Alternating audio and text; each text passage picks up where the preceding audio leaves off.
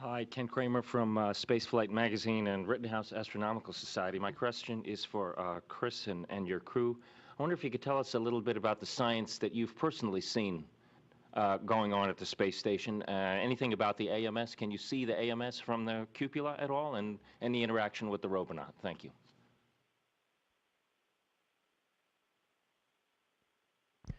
Absolutely. We had a great opportunity, Ken, to see it out the window. As a matter of fact, on the first EVA, the only EVA, Ron and went out there to put another payload and had an opportunity to take a loop around it, and we had a chance to watch them out the window. So it's out there, and we understand it's just doing fantastic science.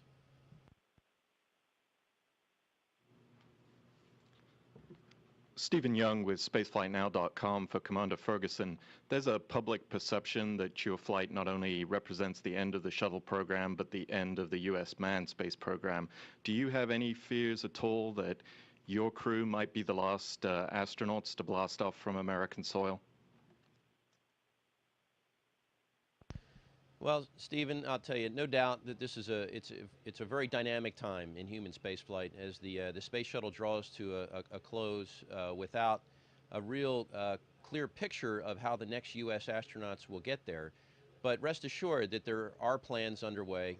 We'll be slowly transitioning to commercial companies, and while it's a little personally disheartening to see the shuttle come, we understand that sometimes you need to stop working on what you're working on so you can afford to pay for the next generation of whatever it is. And in this case, it's the next generation of aircraft.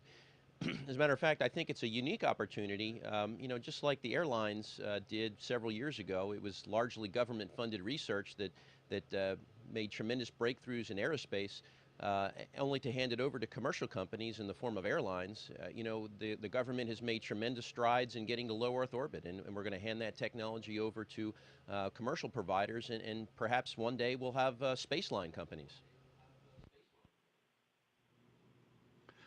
This is Leo Enright for Irish Radio's Today with Pat Kenny program. A lot of Europeans have flown on the space shuttle, but sadly, no Irish. So a lot of our younger listeners will be worried now. Will they ever now have an opportunity to fly in space? Do you have any reassurance for them?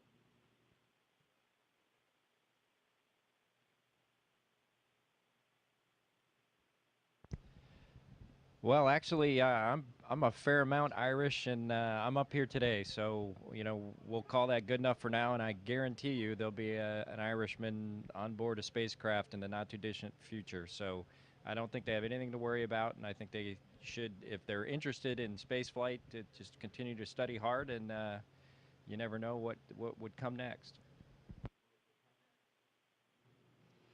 Marcia Dunn, Associated Press, with another question for Commander Ferguson. Back in Houston, you described for me the overwhelming sensation that shuttle crews get when they pause at the base of the pad on launch day and look up at the ship. I'm wondering, can you tell me what that moment was like for you last Friday when you looked up at Atlantis, knowing that's the last shuttle launch? Well, I'll tell you, Marcia, it is that is one trip that every shuttle crew has to make, and I think I speak for everyone who has ever flown on a space shuttle to stand there poised at the bottom of a living, breathing vehicle, and it's literally raining off the side of the external tank because of the condensation that forms from the extremely cold cryogenic fuels.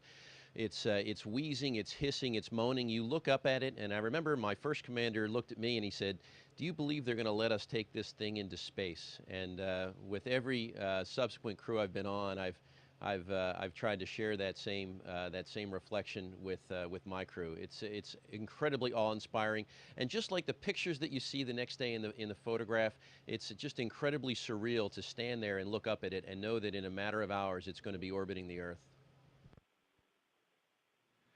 Good morning. Peter King with CBS News Radio. This is for Ron Garan. I've enjoyed following your tweets. I'm wondering, since you're staying behind, what's the best place on station to watch the undocking and fly around?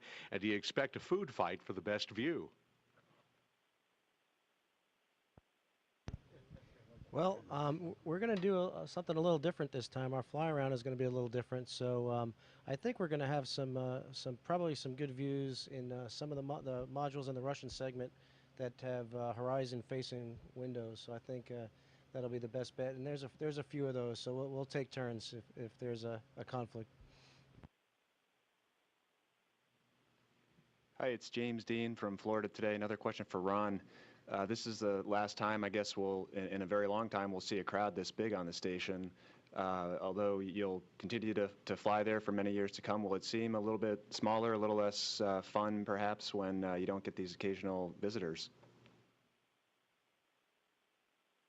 Well, I think it will seem a little bit smaller, actually, because you know, all the tons of cargo that have arrived from Atlantis have filled this place up. So there's a lot less room for us humans.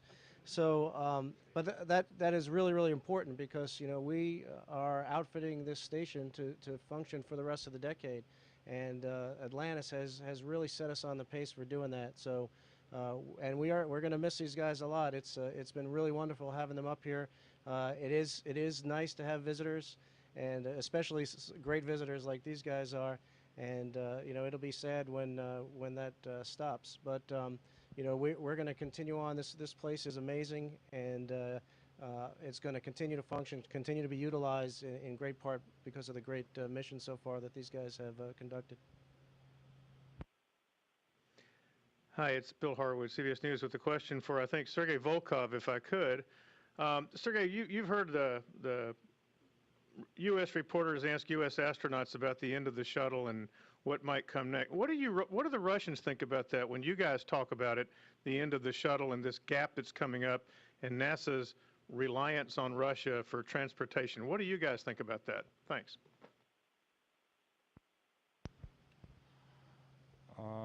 For us, it's also very sad that no more shuttles will appear on board the station, because thanks to this brilliant machine, we were able to build this station so big and ready to have 6-person crew.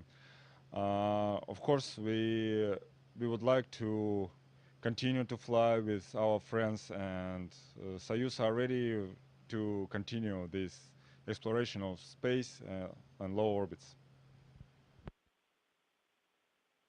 David Waters from spaceflightnow.com. At the beginning of the shuttle program, it was John Young and Bob Crippen. That was one end of the bookend. You're the last shuttle crew to go up.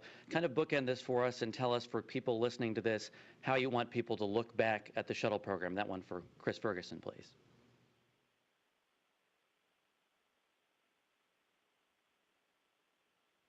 Well, you know, the shuttle is several milestones over the course of its 30.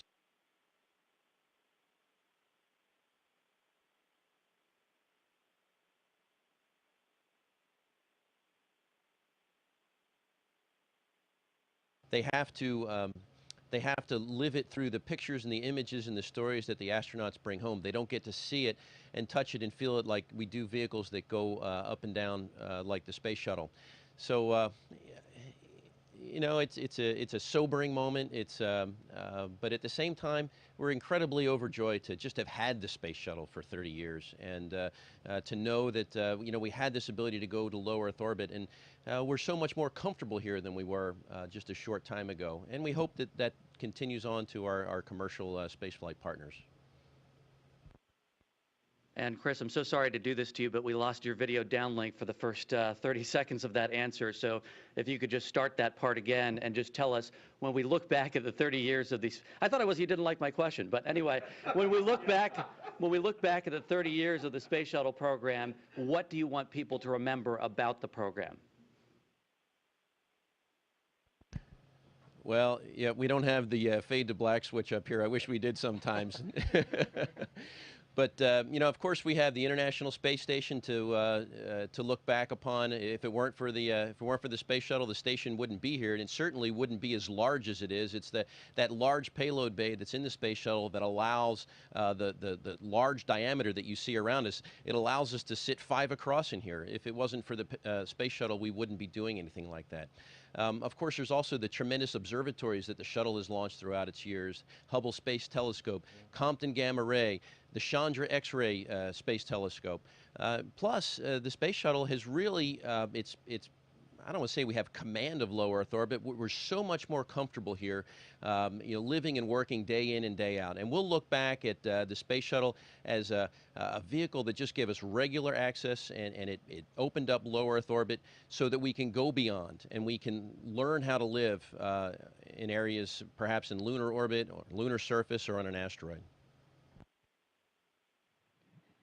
Atlantis ISS, this is Houston ACR. That concludes questions from the Kennedy Space Center. Please stand by for a voice check from NASA Headquarters PAO.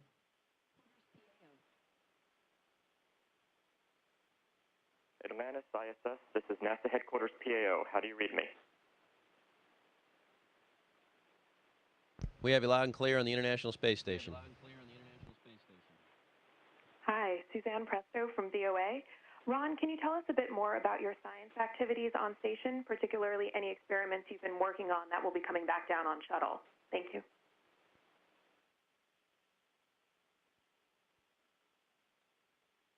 Well, that would take a long time to answer. We have been doing a lot of science on board, and as far as I know, I think the only there's a lot of human research where we're kind of the subjects, and there's a lot of that science that's going to go down on the shuttle. We also have some spiders on board right now that are being studied, and they are going down on the shuttle as well. But we've been conducting experiments, fluid experiments, protein crystal growth experiments, plant growth experiments, experiments with the human body and the function of the human body, looking at things like how to combat osteoporosis. So there's quite a bit of science going on board. Combustion science we've been doing as well. So we are at the beginning of full utilization of this amazing research facility.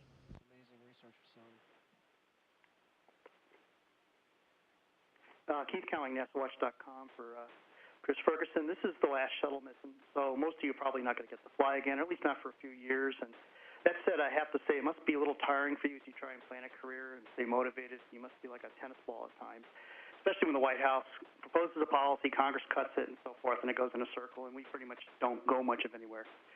As we speak, you're floating off planet on the edge of tomorrow, literally. That certainly offers you a unique perspective and the ability to be heard.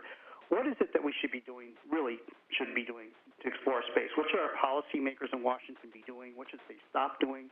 And I guess, should we be boldly going somewhere or just continue to waste time doing this in PowerPoint? What would you say? You're going to talk to the president in like an hour and a half or so.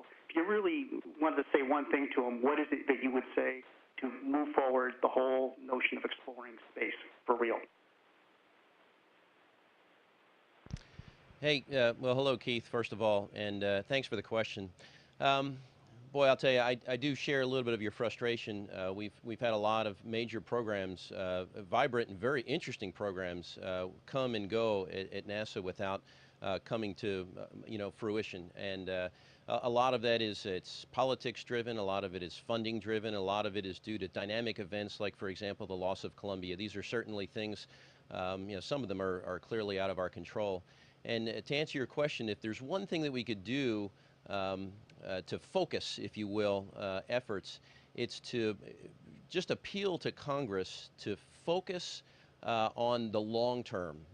Look at the horizon. Don't look 1 or 2 years in the future, but look at 10 years and see where you want this nation to be. And I understand that the president has a space policy, and I think that that's fantastic, but we need to retain a coherent, meaningful space policy that will take us more than just 1 or 2 years in the future, that will take us out to 10 and 15 years. A decadal plan, if you will, of where we want this nation to go in space, and make it a law to follow it so that, perhaps congressional representatives, senators, presidential administrations are obliged to follow the policy that this nation set forth so we can chart out something that's 10 or 15 years in a destination and not just 1 or 2.